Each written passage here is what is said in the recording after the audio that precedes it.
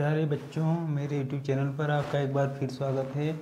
आज मैं आपके लिए विषय हिंदी विशिष्ट का मॉडल प्रश्न पत्र लेकर आया हूँ। आज मैं आपको इस वीडियो के माध्यम से बताऊँगा कि विषय हिंदी का प्रश्न पत्र आप किस तरह से तैयारी करेंगे और इसका हल कितने समय में करके आपको कंप्लीट करना है। तो चलिए मेरे वीडियो पर बने रहिए और नेक्स्ट तक। और साथ ही अगर अभी तक आपने मेरे चैनल को सब्सक्राइब नहीं किया है तो कृपया सब्सक्राइब कर लें, ताकि मैं जब भी इस तरह का वीडियो अपलोड करूं तो आपको इसका नोटिफिकेशन मिल सके। और साथ ही जो प्रश्न पत्र यहाँ पर मैं दिखा रहा हूँ, इस प्रश्न पत्र का PDF के रूप में मैं वीडियो के डिस्क्रिप्शन पर डाल दूँगा। आप वहाँ से इसे डाउनलोड कर सकते हैं और अपने परीक्षा की तैयारी अच्छे से कर सकते हैं। तो चलिए शुरू करते हैं। मैं आपको कक्षा 10वीं विषय हिंदी विशिष्ट का ये मॉडल प्रश्न पत्र आपको मैं दिखा रहा हूँ। ये देखिए, और यहाँ पर देखिए कुल प्रश्नों की संख्या 18 और कुल मुद्रित पृष्ठों की संख्या 7। और नीचे देखिए, यहाँ पर देखेंगे समय 3 घंटे और पूर्णांक 75। ये 75 पूर्णांक का है, समय 3 घंटा है और 25 अंक का आप असाइनमेंट प्रोजेक्ट जो भी बना कर दिए होंगे उसमें से आपको ये अंक मिलेंगे। तो यहाँ पर देखिए कुछ निर्देश दिए गए हैं, इन निर्देशों को हम ध्यान से पढ़ेंगे। पहला निर्देश देखिए, यहाँ पर सभी प्रश्न हल करना अनिवार्य है। और दूसरा यहाँ पर दिया है प्रश्न क्रमांक 1 वस्तुनिष्ठ प्रश्न है, खंड अ में बहुविकल्पीय प्रश्न, खंड ब में उचित संबंध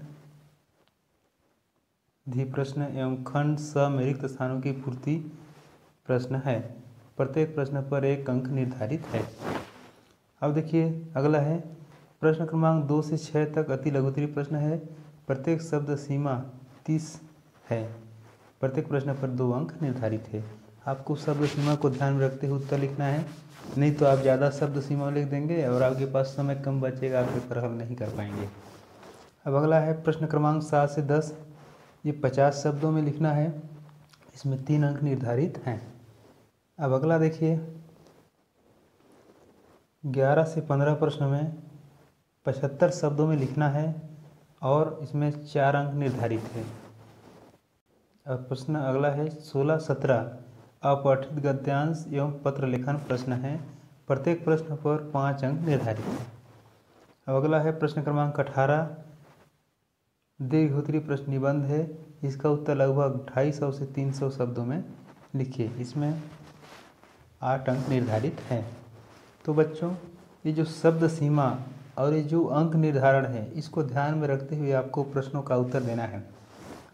अगर आप इन प्रश्नों का उत्तर शब्द सीमा को ध्यान में रखते हुए देंगे तो आपके पास 3 घंटा पर्याप्त समय है।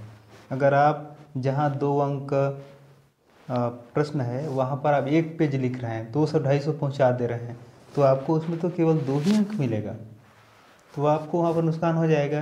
इसलिए ध्यान रहे, शब्द सीमा को ध्यान देते हुए आपको प्रश्नों के उत्तर लिखना है। आइए मैं आगे प्रश्नों को बता रहा हूँ। आप देखिए, ये यहाँ पर देखिए पहला प्रश्न है। इसमें सही विकल्प चुनकर इसमें लिखना है। अलग शब्द का कन्यादान, इस तरह से देखिए ये सही विकल्पों को मैं यहाँ पर आपको दिखा दे रहा हूँ। अगर आपको आराम से देखना है तो आप इसको स्किप करके देख सकते हैं। ये देखिए, ये आपके पाठ्य पुस्तक से दिया गया है। अब अगला प्रश्न यहाँ पर देखिए उचित संबंध जोड़िए, और यहाँ पर देखिए सभी उचित संबंध यहाँ पर 5 दिया गया है और सभी 1-1 अंक के हैं। और यहाँ पर देखिए रिक्त स्थानों की पूर्ति करनी है। यहाँ पर आगे देखिए काले माथे वाली चिड़िया किस तरह से मछली पकड़ती है। ये देखिए, इन सभी प्रश्नों का उत्तर देखिए। यहाँ पर देखिए नीचे लिखित प्रत्ययों को अलग कीजिए। 1 2 3 4 ठो है और यहाँ पर चारों देखिए आधा आधा अंक का है। सबको मिलाकर यहाँ पर 2 अंक मिलेंगे। और चौथा, 5वां, 6वां, 7वां, इन सब प्रश्नों के उत्तर लिखना है। यहाँ पर ये देखिए 2-2 अंक के हैं।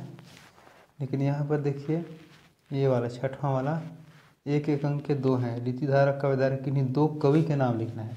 अगर आप 2 कवि का नाम लिखेंगे तो आपको 2 अंक मिलेंगे, अगर एक का नाम लिखते हैं तो आपको 1 ही अंक मिलेगा। अब यहाँ पर इस सभी प्रश्नों को देख सकते हैं, ये 3 अंक के प्रश्न हैं इधर वाले। और यहाँ पर देखिए 11वां प्रश्न, यहाँ पर पद्यांश का भावार्थ लिखना है आपको, इसका व्याख्या करना है। ये 4 अंक का है। या अथवा करके यहाँ पर दिया है, देखिए उसको बनाएंगे ऊपर वाले को, या तो इसको बना सकते हैं। और अगला देखिए 12वां नंबर, ये इस कथन को ध्यान रखकर मजदूरी किए गए निर्माण शब्दों में अपने लिखिए। दुनिया में क्या नहीं है, कौन सी चीज़ अपने हाथों में पैदा नहीं की। ये आपके पाठ्य पुस्तक से है। बीमारी शब्द को लेखक ने किन किन संदर्भ में प्रयोग किया, इसमें से 2 में से एक ही को बनाना है। ये 4 अंक का सवाल है।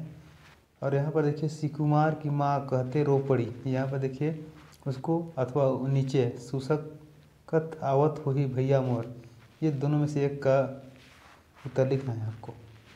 इसी तरह यहाँ देखिए 14 प्रश्न है, कवि ने जीवन की समानता झरने से किन रूपों में की है, अपने शब्दों में लिखें। ये 4 अंक का है, ये दोनों में से किसी एक को लिखना है आपको। और ये 15, इसी तरह ये 16 को देखेंगे तो 16 में देखिए ये गद्यांश को पढ़कर पूछे गए प्रश्नों के उत्तर आपको देना है। ये 5 अंक आपको इसमें से मिलेंगे और ये 5 सवाल दिए गए हैं, इसको अच्छे से पढ़ना है और इसका उत्तर इसी में है। ये देखिए ये आपको इसमें से केवल 5 ही का जवाब देना है। और आगे देखिए 17, यहाँ पर मुख्यमंत्री कन्यादान योजना का लाभ उठाने हेतु मुख्यमंत्री कार्यालय को आवेदन पत्र लिखिए, या तो अथवा करके दिया है अपनी बड़ी बहन के विवाह की तैयारियां संबंधी जानकारी देते हुए अपने सहेली दोस्तों को पत्र लिखिए। और यहाँ पर देखिए अंक विभाजन, इसमें 5 अंक मिलना है, लेकिन 1 धन 3 धन 1 दिया है। तो इसको लिखते समय आपको क्या ध्यान देना है कि विषय सेवा में श्रीमान, या जो इसका हेडिंग रहता है यथास्थान कहाँ पर लिखे हैं उसको ध्यान देते हुए यहाँ पर आपको अंक मिलेगा। तो आपको इसको ध्यान देना है, तभी ये पूरा अंक आपको मिलेगा।